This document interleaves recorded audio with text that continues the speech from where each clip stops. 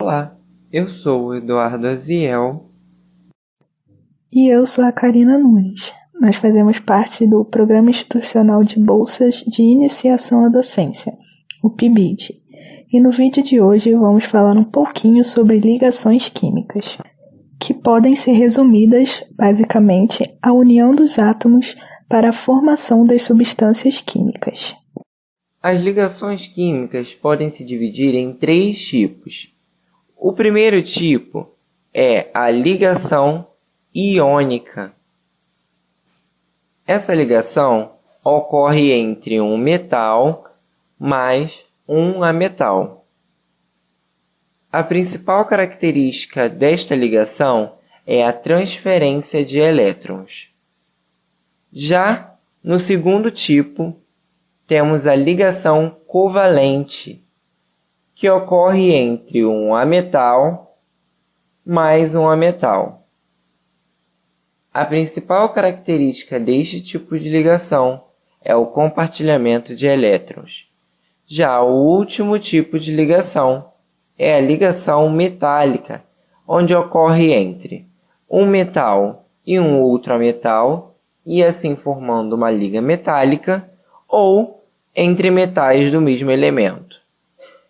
Para antes estudarmos a fundo cada tipo de ligação, precisamos entender uma teoria, a teoria do octeto. A teoria do octeto foi proposta por Newton Lewis, um físico estadunidense que em seus estudos fez uma observação importante, que a interação atômica acontece de forma que cada elemento venha a adquirir a estabilidade eletrônica de um gás nobre, ou seja, tenha 8 elétrons na sua camada de valência. Só que, como em outras teorias, para essa também há algumas exceções.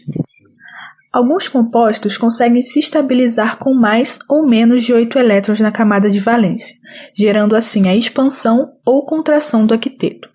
A expansão do octeto acontece principalmente com o fósforo e o enxofre, que são átomos relativamente grandes, pois possuem o subnível D, como é o caso do hexafluoreto de enxofre, no qual o átomo central, que é o enxofre, se estabiliza com 12 elétrons na camada de valência.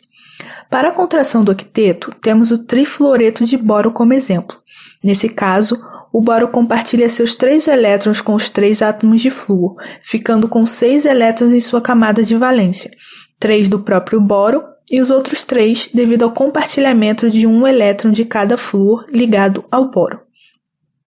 Agora que já entendemos o porquê que os átomos se unem, podemos conversar melhor sobre as ligações iônicas, aquelas que ocorrem a transferência de elétrons. Essa transferência se dá por conta da grande diferença de eletronegatividade, aquela propriedade onde o átomo tem a tendência de receber elétrons. Por isso que ela ocorre entre um ametal e um metal, pois os ametais são mais eletronegativos do que os metais, sendo assim, eles têm a tendência em ganhar elétrons. Se observarmos a fundo a distribuição eletrônica do cloreto de sódio, o sal de cozinha, o sódio ele vai apresentar 1 elétron na camada de valência e o cloro vai apresentar 7 elétrons na camada de valência. Sendo assim, o sódio transferindo 1 elétron para o cloro passará a ficar estável com 8 elétrons. E o sódio também, uma vez que a sua camada de valência passará a ser a camada 2, que tem 8 elétrons. As características dos compostos iônicos são que em condições ambientes são encontrados em estado sólido, apresentam um ponto de fusão e ebulição elevados, são bons condutores de eletricidade quando dissolvidos em água. O segundo tipo de ligação que temos é a covalente, que é caracterizada pelo compartilhamento de elétrons. Essa ligação é feita entre 2 ametais. Temos como exemplo a molécula de água, onde o oxigênio se estabiliza com 8 elétrons na camada de valência, seguindo assim a regra do octeto, graças aos 2 elétrons compartilhados por cada hidrogênio. As ligações covalentes podem ser classificadas em polares ou apolares. No caso do HCl, temos uma ligação covalente polar, pois os átomos que compõem a molécula apresentam diferentes eletronegatividades. Já no caso do H2, temos uma ligação covalente apolar, pois não há diferença de eletronegatividade entre os dois átomos de hidrogênio. O último tipo de ligação que temos é a ligação metálica. Essa ligação se dá por conta da grande eletropositividade dos átomos metálicos, que é a grande tendência de doarem seus elétrons da última camada, transformando-se em cátions. Em um sólido metálico, os átomos estão agrupados geometricamente, ordenados por células unitárias, que se repetem ao longo da cadeia, formando um retículo cristalino. Os elétrons mais externos de um átomo, por estarem longe do núcleo, movimentam-se livremente, formando uma nuvem eletrônica dentro do retículo.